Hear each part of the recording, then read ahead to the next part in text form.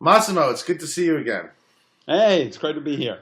Um, Welcome to our audience, the Sophia Watchers, Meaning of Life TV, part of the Blogging Heads TV network. And I'm once again here with my partner in crime, Massimo Pigliucci. Massimo, want to do your introduction, and I'll do mine, and we can get started. Sounds good. I'm Massimo Pigliucci. I'm the KD Irani Professor of Philosophy at City College in New York City.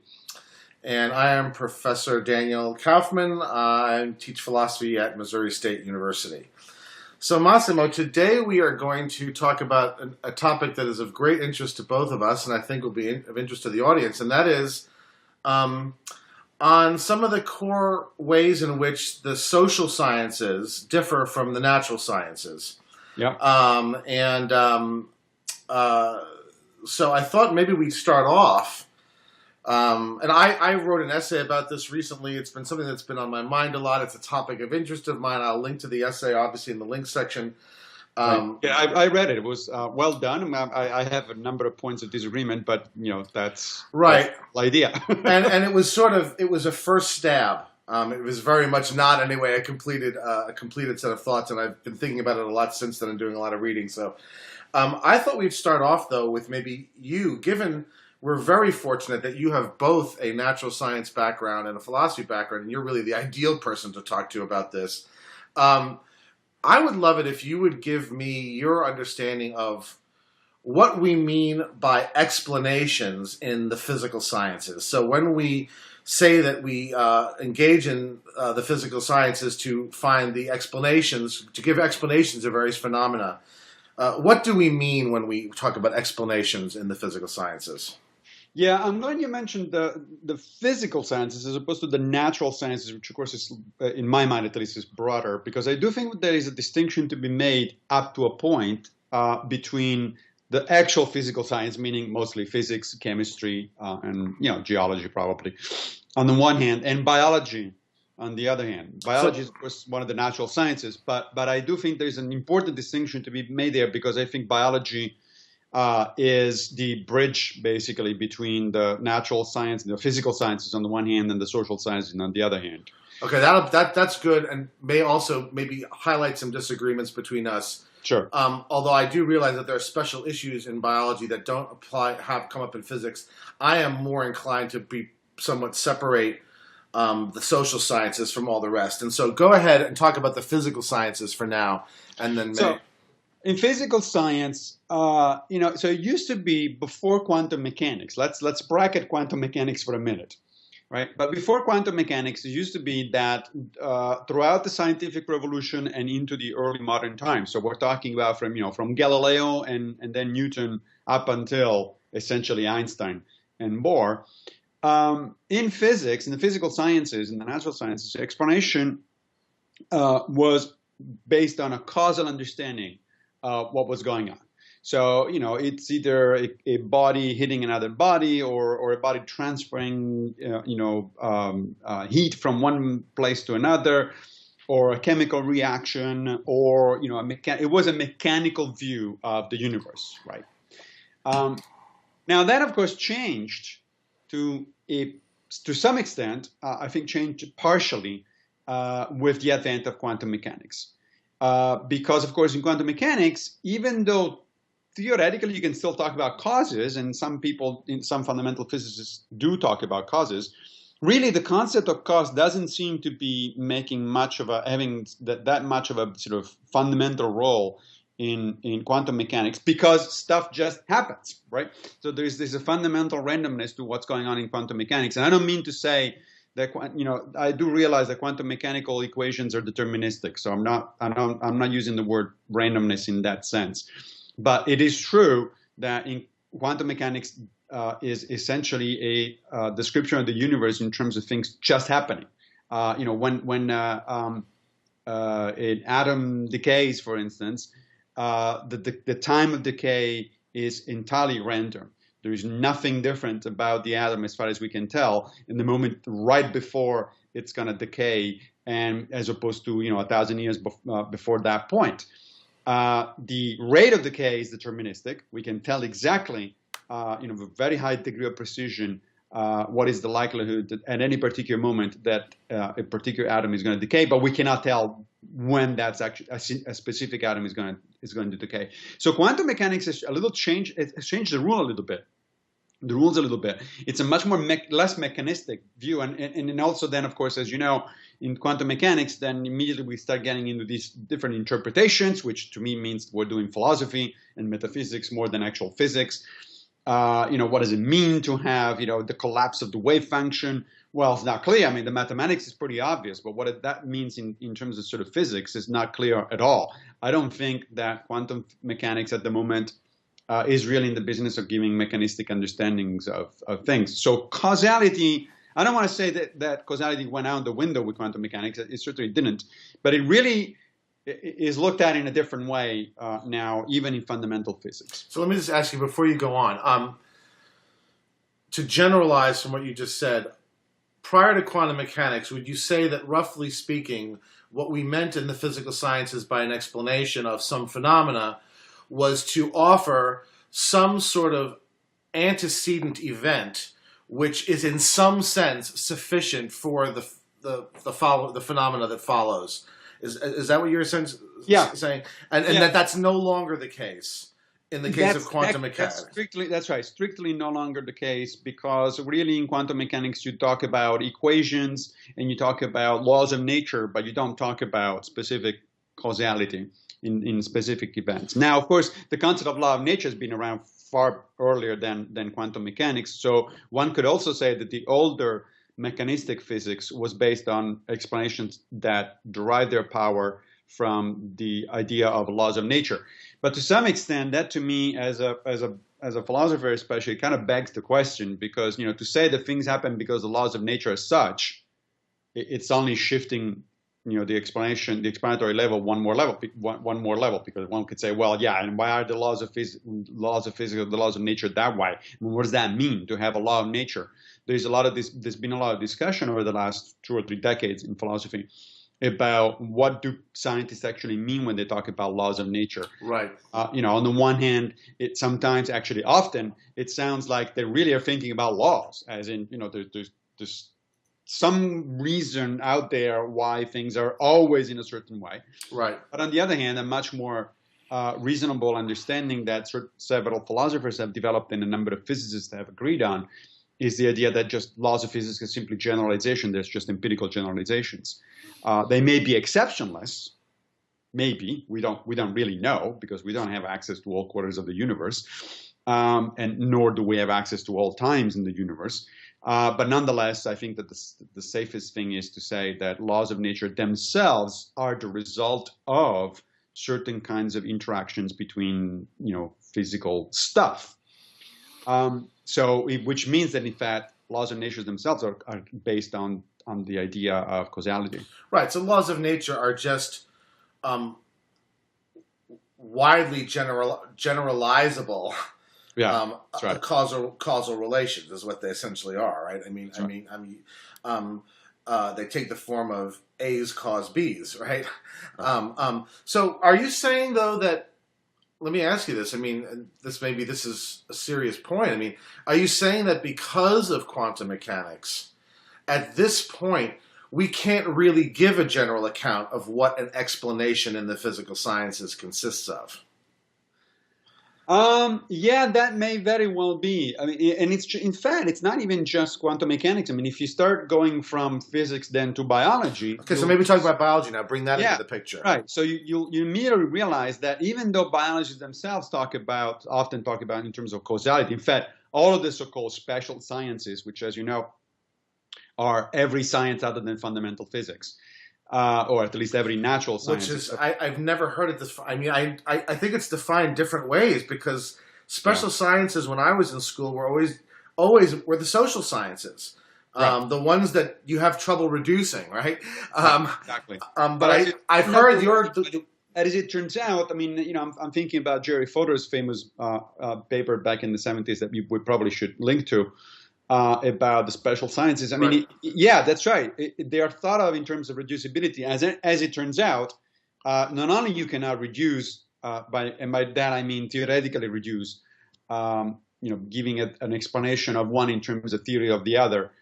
You cannot reduce the social sciences to physics. You cannot reduce biology to physics. In fact, a number of philosophers have argued that you cannot even reduce chemistry to physics, even though that's supposed to be the textbook example of theoretical reduction. So now, just to be clear, I know you know this, but since we always get into trouble when we talk about these things, or at least I get into trouble when I talk about reduction, let me be clear. I am not talking about ontological reduction, meaning that I'm not talking about the fact that I think that somehow living organisms are made of anything other than quarks or strings or whatever it is. Of course they are. Right. I'm talking about theoretical reduction, which means we're talking about understanding, human understanding. I am saying that quantum mechanics cannot, even in principle, really be used to explain biological phenomena because the damn biological phenomena are too damn complicated. And even if you tried, even if somebody did know how to use quantum mechanics, it would be hopelessly complicated for a human mind to understand. So no, there isn't going to be any theoretical reduction of biology to fundamental physics.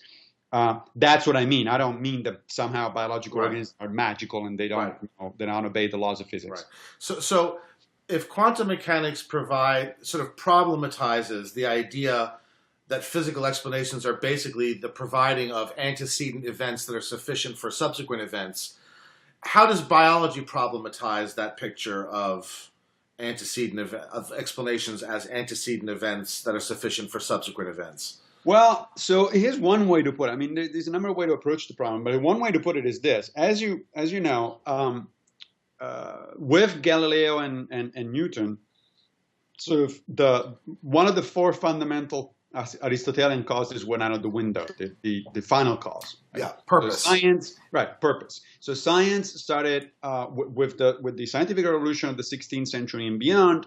Essentially, the question of what is this thing for went out of the practice of science. And by the practice of science, really, I should say the practice of physics, because it was mostly physics and to some extent chemistry. Boyle and people like that. Right? Now, then comes 1859, Darwin.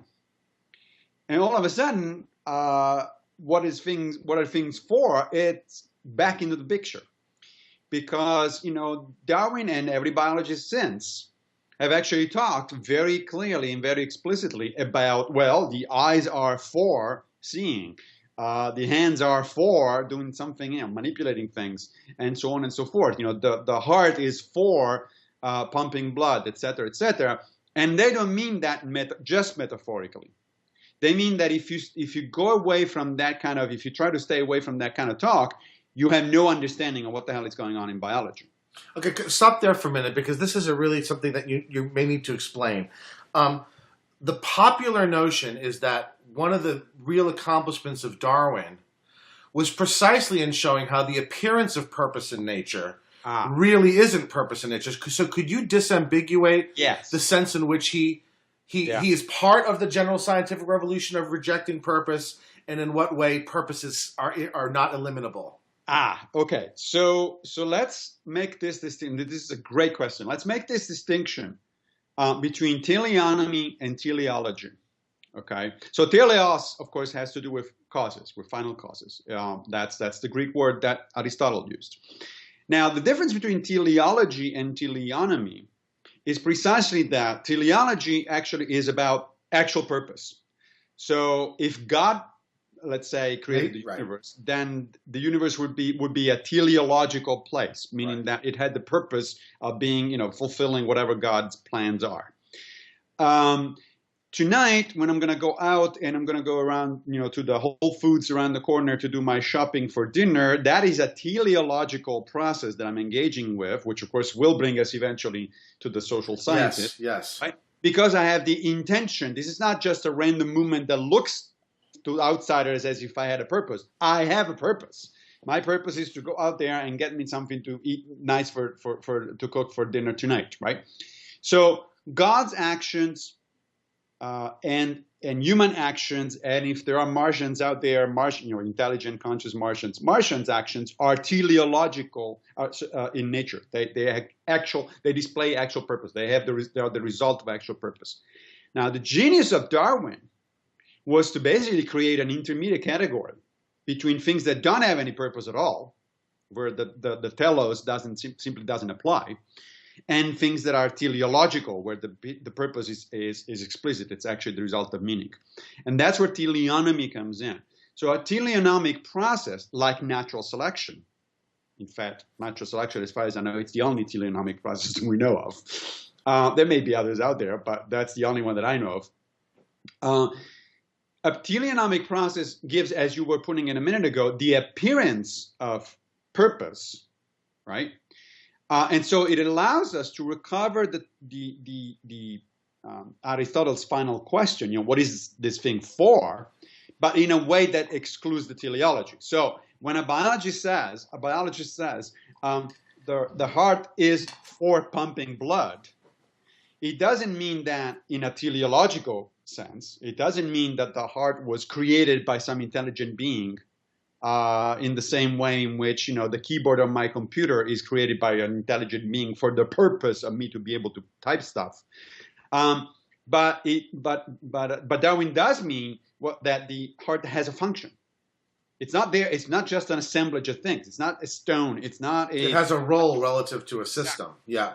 Exactly. It has a functional role within a system, and we cannot make sense of it unless you actually take on board this idea that there is a function and role.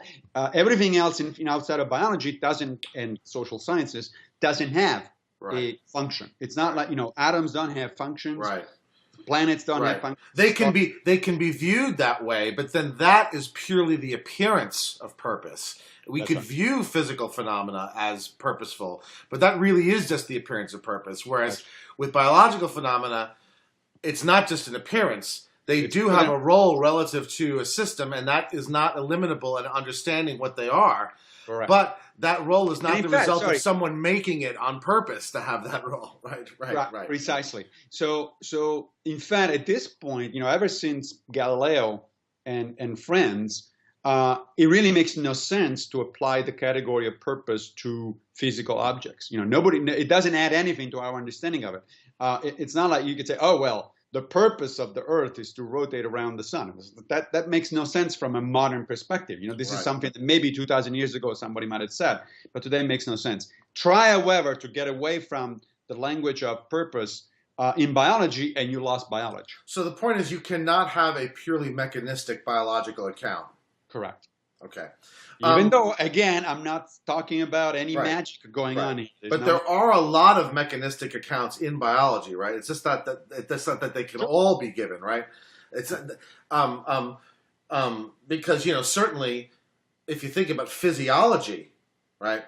All our physiological counts are roughly speaking mechanistic, right? So if I want to explain, why did this person's hand go up, right?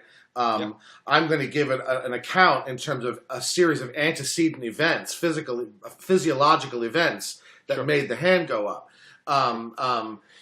And so I think here's the question. I mean, whether or not the line I'm going to run is sustainable depends upon this idea of explanation as seeking antecedent events that are sufficient for subsequent events. Do you think it's still fair, even with all the caveats that we've just introduced, to say that what explanation in the natural science largely consists of are these sorts of efforts to explain subsequent events by pointing to antecedent events that are sufficient for them? Or do you think it's not even fair to say that in a general understanding there's qualifications, understanding there's complications, understanding that at the fringes of science there's all sorts of weirdness? Do you think that that's still a roughly fair way to categorize explanation in the natural sciences now, I'm saying? Okay, so I would say that it is fair up until the development, the evolution of sort of conscious beings capable of meaningful actions. Okay, I think I'm going to draw a line there. That's why I would say that after that, what you're really engaged in is social scientific explanation, which I think is of a fundamentally different kind.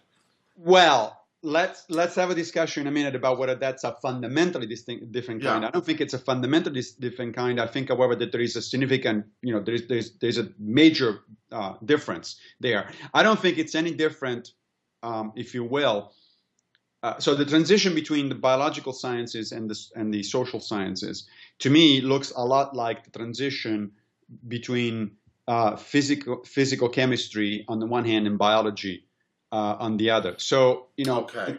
right? So the way I see it, obviously biological systems are physical systems. They're physical chemical systems. They're made of molecules and atoms, and those molecules and atoms follow the laws of physics and chemistry. There is nothing, again, magical there. And yet, some of these systems that are made of atoms and molecules are alive, and others are not. Right? And now we're not going to get into discussion of what is the definition of life and all that. No, I don't think that's necessary. Right. Yeah. To me, life is like porn. You get recognized if you see it. And right, and so there. You said that, not me. And I stand behind it. So I mean, regardless of the likely intermediate cases, there may be cases where we might not be able to tell exactly, et cetera, but nonetheless, you are alive, and my computer is not, and certainly the rock outside of my door is not alive, and yet they're all made of the same stuff. Okay, so it's the way that stuff is organized that makes something alive or not alive.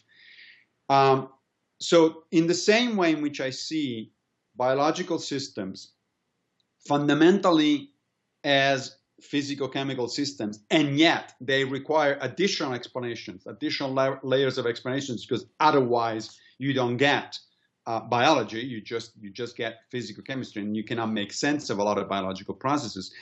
Similarly, at the other end of the complexity scale, I think that human beings, of course, are biological organisms. They are biological objects, and therefore they're also physical objects. So we are subjected to all the laws of physics and chemistry, and we are subjected to biological explanations. And yet, those by themselves are not enough to account for human phenomena. You're not going to have a reduction of the social sciences to biology, but that doesn't mean, in my mind, that biology is irrelevant to explanation in the social sciences, just like you're not going to have a reduction of biology to physics and chemistry, but that doesn't mean that physics and chemistry are irrelevant to understanding biology. Okay. Does that make sense? Yeah, no, I understand what you're saying, and I understand the way that you see this as really a matter of degrees of complexity rather than of category differences. Right. And now that you're saying this, I'm getting clear. I think I still am going to want to claim that they're a matter of category differences. And so maybe we'll switch around and I'll throw out something about what I see as a sort of a categorical difference, and then you can sort of respond to it. So to me, what I'm doing when I give a physiological explanation of a series of motor movements, okay, is a fundamentally different sort of thing as what I do as a sociologist or a psychologist in explaining why people engage in abuse. Yeah. Okay. And the reason for that is that the intentions that would be invoked as the causes of the abuse and the abuse itself, neither of those are what we would call natural kinds, right? These are, in a sense, what these are motor movements under certain descriptions. Yeah. And those descriptions are, to a great degree, normative. Okay. And so the motor movements that might be deemed abuse in New York might not be deemed abuse in Pakistan. Sure. Okay. And so a motor movement, however, is a motor movement in Pakistan or a motor movement. In other words, a motor movement, to describe something that is a motor movement, is to describe it topic neutrally, right? Is to give it a sort of topic neutral description. Yep. Whereas to describe something as abuse is a highly socially, culturally, and morally inflected description. Sure. And so I don't see how the explanation of that could be anything like the explanation of what we give for a motor movement. And secondly,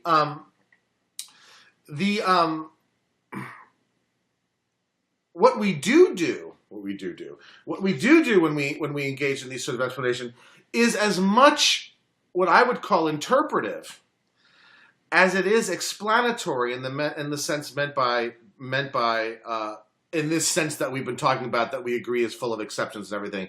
Right. If I want to explain why the arm moves, I give a set of physiological causes, and those are going to be true whether it's in New York or it's in Pakistan.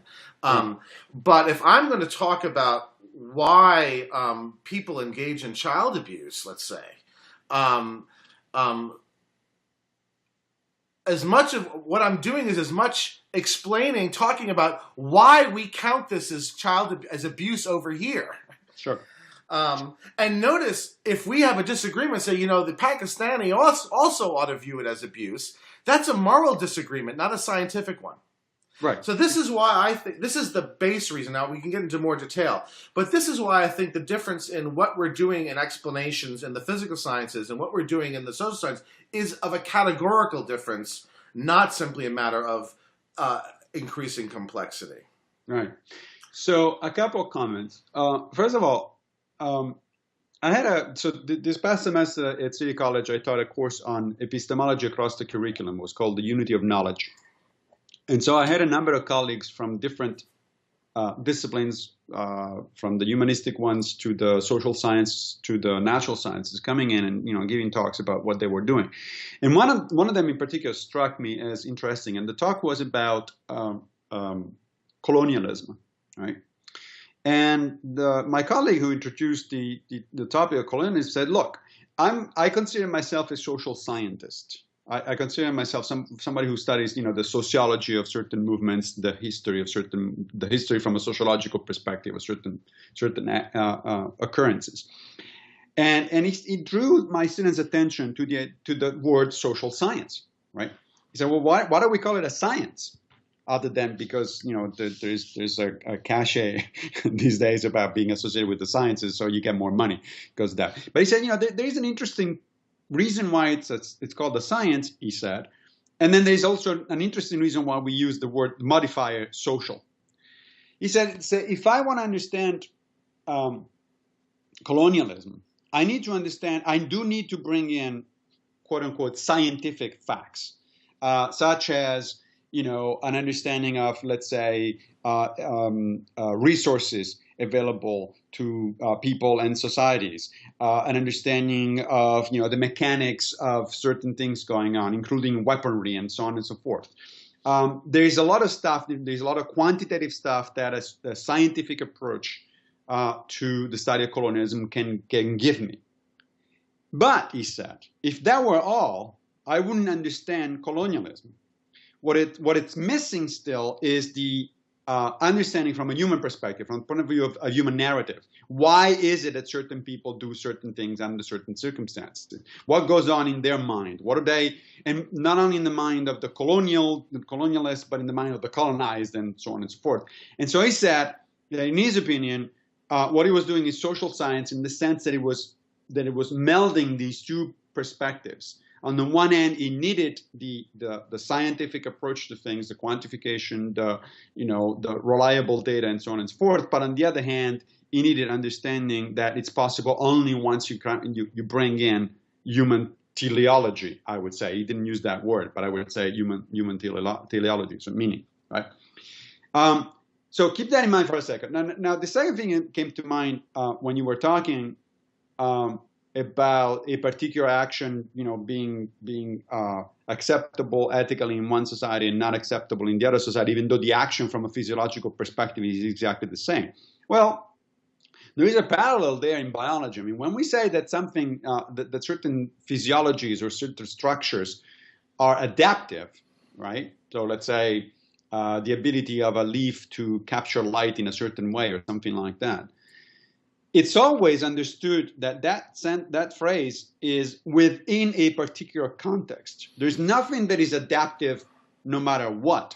It's always a dependence of the environment in which you live. So a particular leaf structure is adaptive in one environment, but if the plant starts living in a different environment, that thing is actually not going to work. It's not adaptive. And even though the physiology is exactly the same, the molecular biology and molecular structure is exactly the same, you change the context and all of a sudden that leaf is not going to work, or it's going to work in a very different way. So if you put those two things together, look, I understand, and in fact, I'm going to agree with you that certain, you put my original description of things in the way of a continuum. But continua are not necessarily monotonic, and they're not necessarily sort of graded, right? You can have a continuum that has sort of certain variation and then a very sharp uptick of some variable or some whatever it is that describes the system. And so it looks like the two systems now, the system before and after the transition, is completely different. It's qualitatively different, while in fact it is not. There is an underlying sort of quantitative transition. That's the way I see the transition between non-living and living, and the transition between non-social and social, or non-meaningful and meaningful. That is, yeah, they look very different. And those differences are quantitatively large enough that if you want to talk about them being qualitative, I'm on board. I'm okay. What I'm not okay with is to say, therefore, there's an entire category of explanation that now all of a sudden becomes irrelevant. I still think it is relevant. It's just insufficient at this point. Okay, this is very interesting, and it may be bordering on a very academic discussion that may be, you know, this is a risk we'll have to take. There's very smart people in the audience. Why not? The thing about adaptiveness is a very good point, because what it shows is that some of the key concepts in biology can only be ascribed contextually, right? Right. And so that strikes me as a reason why you're never going to get laws of biology like you'd get laws of physics, right? Because they're simply not going to admit of the kind of generalization that we typically think of when we think of a physical law, right? Right. But it seems to me that the question of whether something is ascribable only contextually is a separate question of whether something is only ascribable under an interpretation, okay? That strikes me as and that's where I see the category differences happening, right? Is that in the social sciences, when we give explanations, and I'm putting it in scare quotes because I'm not sure I think they are explanations, given how we've understood them, both the alleged cause and the alleged effect are described via terms that can only be ascribed under an interpretation, right? Right. So let me give you an example. So let's keep with the example of abuse, just to keep it simple and not fly all over the place. So, okay.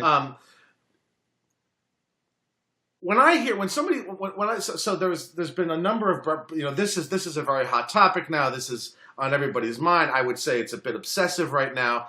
The whole child abuse phenomenon. Okay.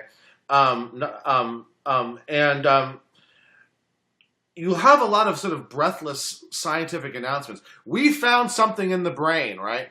So all the child molesters have some sort of brain, there's something about their brain, right? So that is an attempt to give a physiological explanation, to give a physiological cause for this behavior.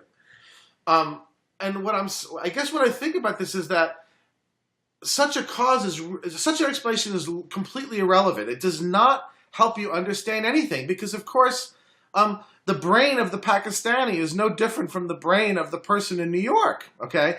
And the Pakistani, I'm using, please don't, I don't want to have like a deluge of Pakistanis like saying we're not a bunch of child abusers. So let me just invent a fake country, okay? Country X, right?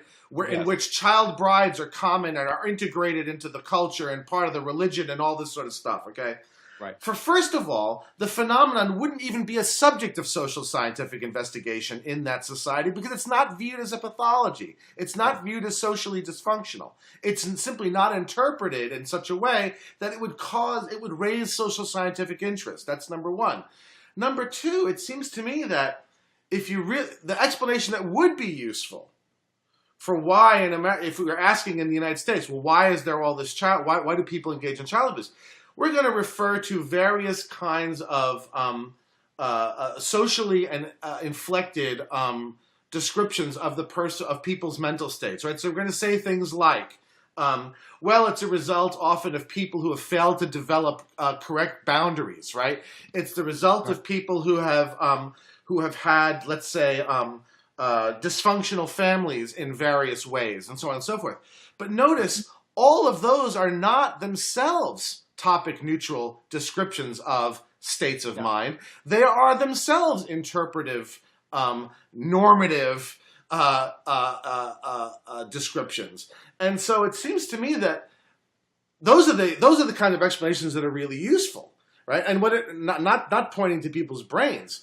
And what that reveals is that what we're not really trying to give a series of antecedent events that are sufficient to explain a subsequent event. What we're really trying to do is explore, why do we interpret these sorts of behaviors as dysfunctional in this way in our society, right? And what are the relevant sort of social, contextual, personal, familial relations that give rise to them, right? In which we find them, right? But that strikes me as an entirely different enterprise from explaining why someone's arm goes up. Okay, yes and no. So, couple of points. First of all, notice that even you a minute ago used the term sort of causal explanations. Now, the fact that we use the word causal as a modifier of explanation, to me, suggests that there are some explanations that are non-causal. Fair enough. Yeah, fair enough. And in fact, I gave you right at the beginning some examples in physics of explanations that are non-causal. Yeah, right. So why did the particular atom decay? Well, because the laws of quantum mechanics says that it has to decay, but there was no cause in the sense of a specific antecedent to that specific event, right? So one suggestion that I'm going to put forth is that, yes, you're right, human motivations, human cultural context, human ethics, and so on and so forth are all part of the explanation of certain behaviors. And in fact, they may even be the most relevant part of that explanation. But nonetheless, they're not the entire explanation. So let me give you an example. That gives me to the second point I wanted to bring up. So you said, if the guy is engaging in certain kind of behavior, pedophilia or whatever it is, the brain is the same. Well, yes, and to a broad extent that's true. And the brain, of course, is the kind of thing that it's the kind of organ that allows us to react differently to different external conditions and so on and so forth. But nonetheless, there are also interesting cases where you literally can say, or can arrive pretty close to what sounds almost like a joke, my brain made me do it. Well, of course your brain made you do it. Your brain is where your causal powers, mental powers reside to begin with in interaction with the external world. But there was this case that I think I described in Answers for Aristotle, of this guy in the southern United States, I think it was in Virginia, a few years ago, that all of a sudden starting engaging, feeling very strong sort of attraction to young boys and engaging in pedophilic behavior, essentially. And he got in trouble, and he eventually got caught. I think it wasn't engaging in directly in any behavior, but it was looking at child pornography or something like that, right? And so he got in trouble, got discovered, got in jail. Then, and he kept saying, this is not me. This is, I don't understand why I'm doing this thing all of a sudden. This was a sudden behavior. They discovered that he actually was developing a fairly large tumor in his brain in an area that is actually directly related to sort of the higher cognition, the higher level control of our actions. They removed the brain tumor. The feeling of interest for young boys disappeared. And then it came back a few years later, and sure enough, the tumor had been back. Now, this is a fairly startling case, and I'm not even close to going to suggest that there is going to be that kind of very simple, very mechanistic explanations about all of our behaviors. I don't believe that for a second. In fact, what I think it's interesting is precisely that case is anomalous. It's so clear-cut. It's so obviously outside of the norm that it teaches us something. Right, because it's very unlikely that in a society in which child marriages are normal, that all the adults are walking around with brain tumors, right? That's right. No, absolutely. That's not what I was going. Yeah. What I was going at was that here we have a case of, if you will, basically the opposite of what you're presenting. You're presenting a situation where we all have similar brains. We don't have the same brain, obviously, but we all have very similar brains. But then the environmental, the cultural environment changes, and those brains make us behave in different ways, right? So in other words, the majority of the explanation the burden of explanation goes into the society, into the cultural milieu, as opposed to the brain, because the brain is essentially constant. What I suggested is a situation, what I presented is a situation where this is exactly the opposite. The cultural context is fixed. The guy didn't move. He didn't live in a different society. The brain changed. And there was this change of behavior. Yeah.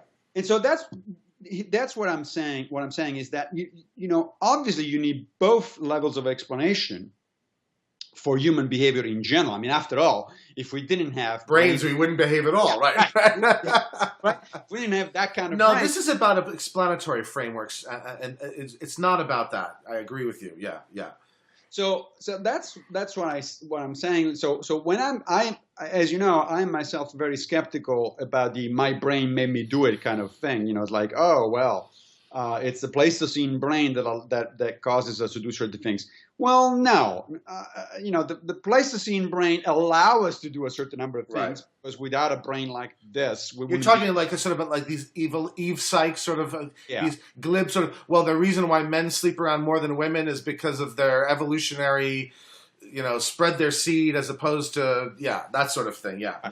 There's another example that I think is relevant, and it's actually Gord. I'm going to give you a hand in this case, actually, because the example I thought was very interesting, and but it goes into your direction your way of reasoning, and that is this. This is also something that I think I mentioned in Answers for Aristotle.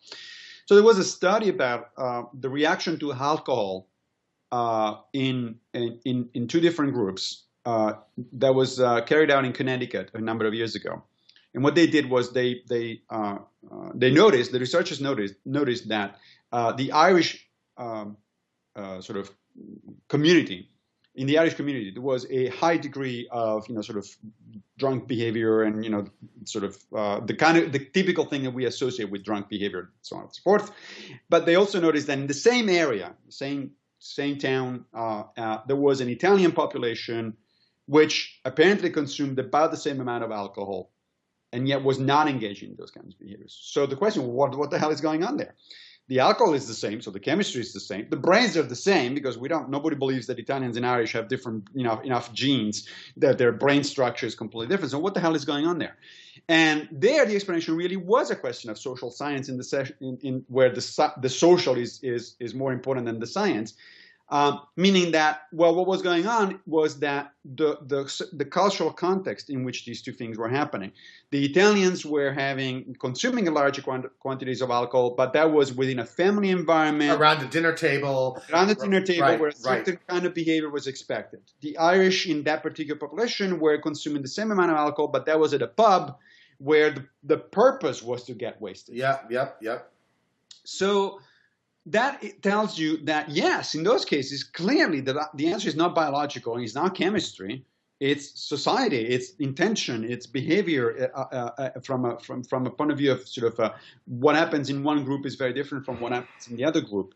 So I think you're right if you want to claim that not only we wouldn't understand human behavior if we didn't take into account sort of the intentions and the social milieu and so on and so forth, but in fact that it doesn't make any sense to look for explanation of human behavior outside, without taking into account those levels of explanation. Those levels of explanations are very often the most important ones. Just like in biological systems, the adaptation and the natural selection is often the more important level of explanation, and not the physics and chemistry. But the physics and chemistry is what allows natural selection to actually work. It's what constrains the system. And I think it's useful to see human beings in a similar way. That is, the explanations tend to be about intentions in societies and culture and so on and so forth. But of course, all of those are made possible by a particular biology, without which none of that would be actually happening. And occasionally that biology does creeps up in a way that actually directly furnishes a major part of the explanation, as in the case of the pedophiliac, suddenly, on and off pedophiliac with the brain tumor. Right. But those are exceptions. I do think that those are exceptions. I don't think that's the norm. Right. And so, I'm realizing sort of the complicating factors here. I think that my initial idea was that explanations by explanations in the physical sciences, we typically mean causes, right? Yeah. Whereas I don't think that what we call explanations in the social sciences typically can be called causes. Well, the question is whether this is a good way of making this distinction, or whether there's a different way of making the distinction that still captures, because it's not clear from all that you've said that it's really a good way to characterize explanations of the physical sciences as referring to them as causes. Right. So remember, causes are good and they're useful in between the quantum world and the social world. Yeah. Everything in between is or even the biological, because the biological accounts are not purely causal either, because there's a teleonomic dimension to them. Yeah, that's true. But the teleonomic dimension, well, that's an interesting point. But I still think that even in biology, outside again of actual teleology, so outside of actual intentions, even in biology, I think you can give a mechanism. I mean, biologists talk about causes, even at the level of natural selection. I mean, the causes are more complicated than the ones that act at the physical-chemical level, but I still think it's a matter of causes.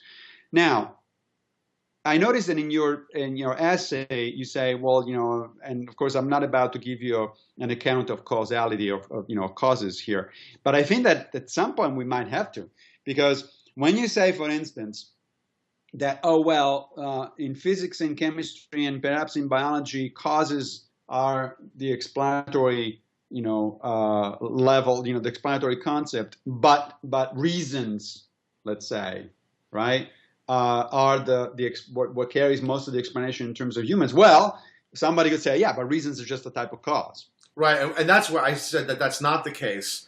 But you cannot say that without actually say, well, why not? Why wouldn't you count? Right. So I'm actually genuinely curious, why wouldn't you count reasons as causes? Well, partly because of how I understand a cause, roughly, again, with a million complications, as an antecedent event that's sufficient for a subsequent event, right? Okay. And thus, A, you have to have the relation of sufficiency, and B, the things you have to be talking about have to be events, right? Yeah. And I don't think that the typical categories that we seek to explain in the social sciences are events.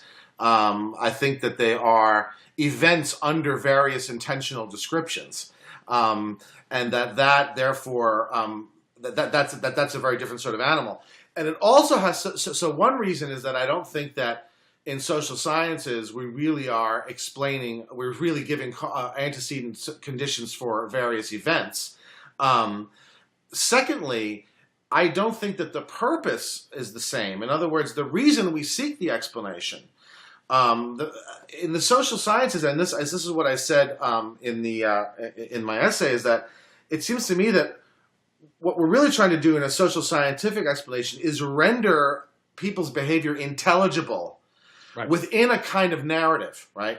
That is, we have, and that narrative is teleological, right? We have a sort of a picture, and we're trying to fit people's behavior into this picture, and it's a picture roughly that renders them reasonable, renders their behavior reasonable in the sense of being intelligible to us as fitting within this picture. I think that that's not the main reason why we seek out explanations in the physical sciences. If anything, the physical sciences more and more are telling us that the universe is not intelligible in this way, is not reasonable in this way, does not fit into a teleological narrative.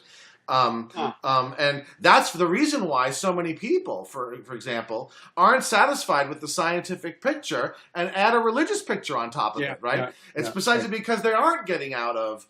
But I do think that in the social sciences, mostly what we're trying to do is understand, is render people's behavior intelligible within a story, right? Yeah. Whereas that's not what we're trying to do in the physical sciences. Well, let me try to parse this for a second. So,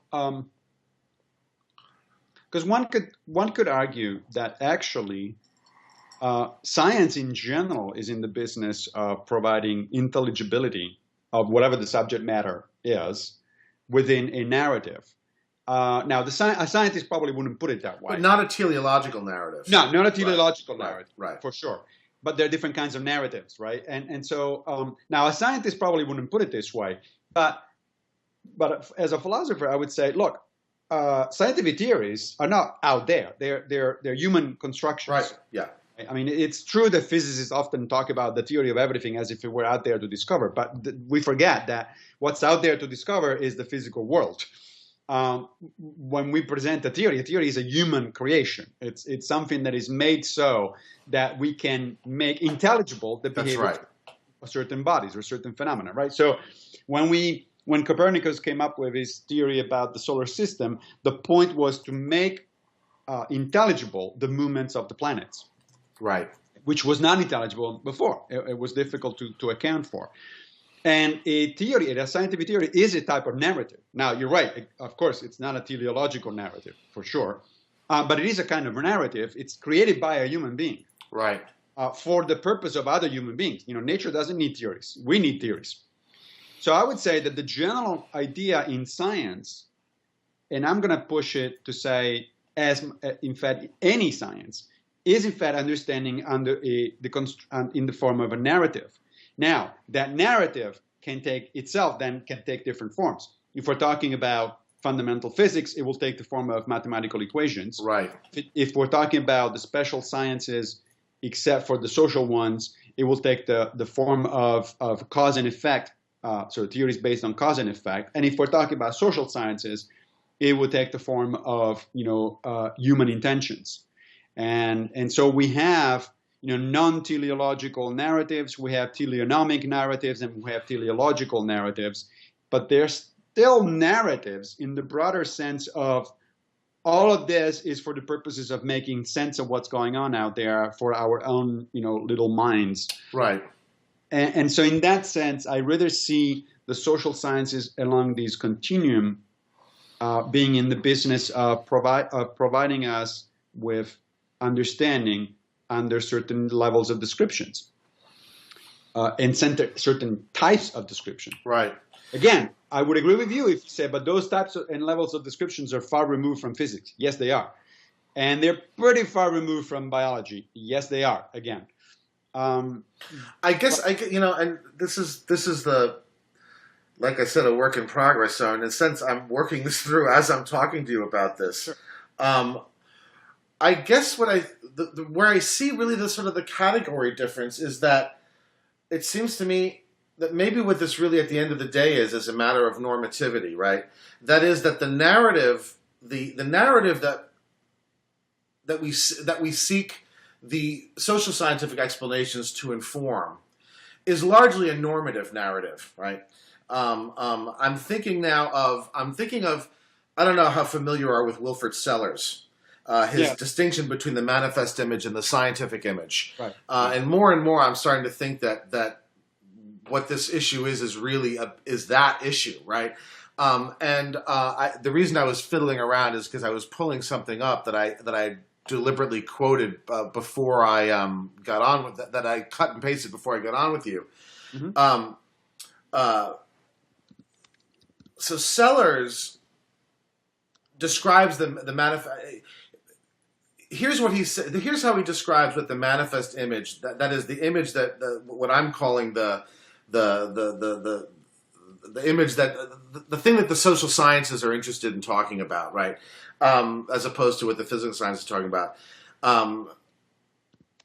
He says that talking about it as a narrative, quote, provides the ambience of principles and standards above all those which make meaningful discourse and rationality itself possible, within which we live our own individual lives, right? So in a sense, we live our lives at one level as part of a story. And that story is a story that is a heavily moral story. It's a story that has a moral arc to it. It's a story that, and it's a story whose social, political, economic, and all those other social scientific dimensions are heavily inflected by that moral arc, right? Think about, so many of the things that we're interested in understanding in the social sciences are behaviors that have various moral significance, right, for us. We're interested in mob violence. We're interested in why governments deprive people of liberty. We're interested in predatory lending practices. We're interested in so many of the things we're interested in these social sciences are things that go directly to the ways in which human motor movements are meaningful, right? And have significance, have a kind of moral, social, political significance. And I just don't see the business of understanding all that as in any way like the business of understanding why people's arms and legs move, right? Why their pupils dilate. And I see that as a category difference, not just as a difference in complexity, because we're talking about an entirely different kind of thing, and we're engaging in the inquiry for a very different kind of purpose, right? I'm going to certainly grant you it's not the same kind of inquiry as why do pupils dilate? Although, well, forget the pupils. Yeah, I'm going to grant you the pupils. I only use that because of my example in the essay of voyeurism, right? So a social scientific account of why people are voyeurs is not the same kind of account as the account of why people's pupils dilate, even though voyeurism involves all sorts of pupils dilating, right? Right. No, that's correct. And now, however, although it's true that the majority, arguably, or certainly a large chunk of what we're interested in terms of social sciences does have what you call a normative dimension. It has to do with ethics and it's construed in broad sense. Yes. Certainly not all human behavior has a normative dimension, right? No. I mean, right. So if I am thirsty, if you had to explain why I'm going to get up in a minute, I'm not, but I'm going to get up in a minute. Drink a glass of water. Yeah. But that's not what the social scientists are most. But that's not what the social sciences are mostly interested in explaining. No, right? but then again, true that they're not interested. But it is a type of human behavior which does have intentions as part of the explanation, right? So and in fact, it's a perfect example for me because it is the kind of behavior. It's a simple behavior, of course. Granted, it's nothing as complicated as a mob, behaving in a certain way, but it is the kind of behavior that shows that, well, yeah, there is a biological component there. I'm thirsty, and I can give you a completely physiological explanation on why I'm thirsty, right? But the fact that I'm getting up at this particular moment and going to the refrigerator and getting a beer instead of water, or getting this particular beer instead of another beer, or whatever it is, or beer instead of wine, that has not much to do with being thirsty. It has to do with a lot of social motivations and popular advertisement and customs and so on and so forth. Right. Right. So similarly, if I have sex, well, that's because I lust for a particular person. Okay, but why am I lusting in general? Well, I lust in general because I'm a particular type of biological being that has certain particular types of urges. But the way those urges actually manifest themselves, this person rather than that person, this moment rather than that moment, is greatly influenced by motivations and intentions and cultural background and so on and so forth. So those are behaviors that don't have necessarily intrinsically an ethical dimension to it, a normative dimension, and yet they still involve intentions and they still involve a social aspect to things. And those are easier, I think, to understand than the ones that are normative, because the ones that are normative, you're right, there's an added layer of complication there. But I think that what may the danger may be of jumping straight to the normative behaviors and thinking that it's the normative aspect that is fundamental, while in fact the normative aspect is just one more complication, but it's not what's fundamental to the understanding of the behavior. I'm not trying to knock down the ethics, as you know. I'm very interested in normative things. Yeah. But those other examples, I think, in my mind at least, make it clear that there is not necessarily this irrelevance of biological explanation on the one hand, and it is also the case that social explanations not need necessarily to be normative. Right. And I don't know, I guess I don't know that I want to say that the the biological explanations or physiological explanations are always everywhere irrelevant. More what I was trying to say was that it's a very different kind of thing to give a physiological explanation of a series of motor movements than it is to give a social scientific explanation of an action, which is a bodily movements under an intentional description.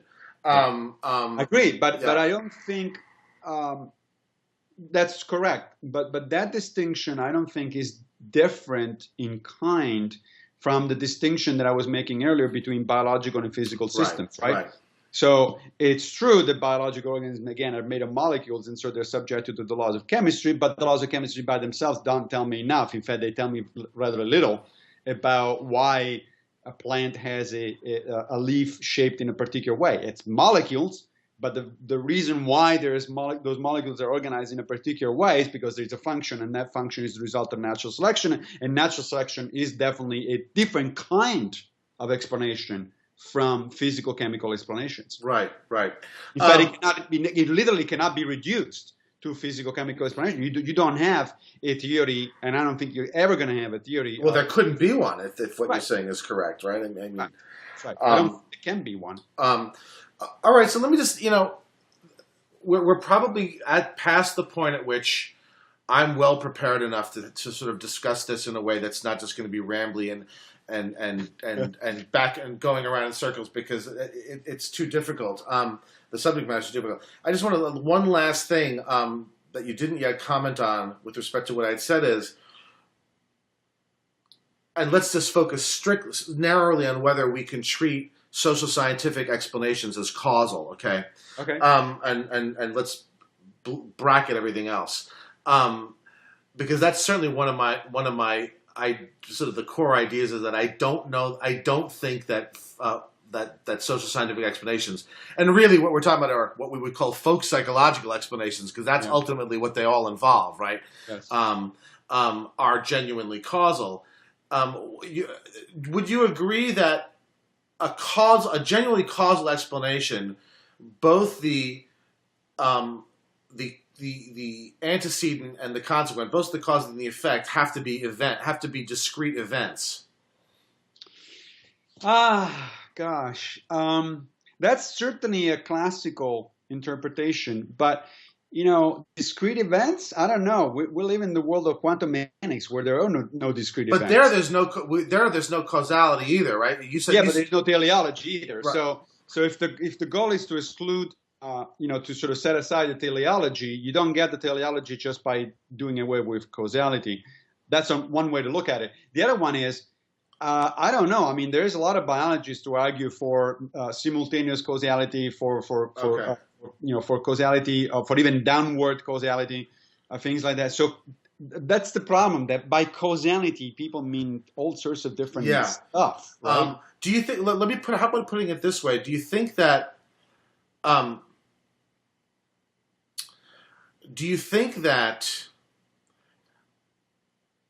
I want to get at is whether you would describe certain things as events, right? And so clearly, arms and legs moving are events, right? Yeah. Sure.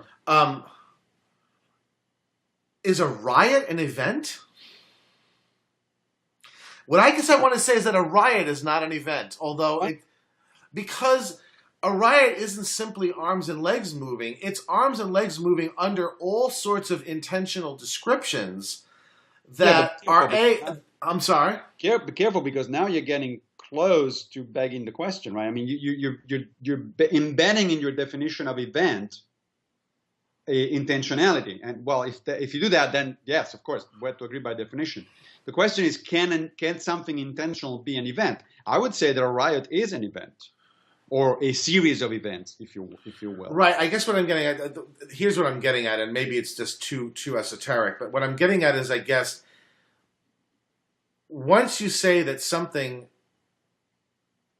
is an interpretation, right? So when I say that a riot, to describe something as a riot is to take a series of motor movements and under a certain interpretation.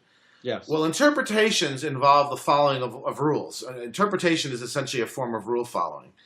And rule following is inherently is public, and so in other words, I guess what I'm saying is the motor movements are discrete events, but the riot is the discrete events as understood within a community of speakers. Sure. But that whole thing is not an event, right?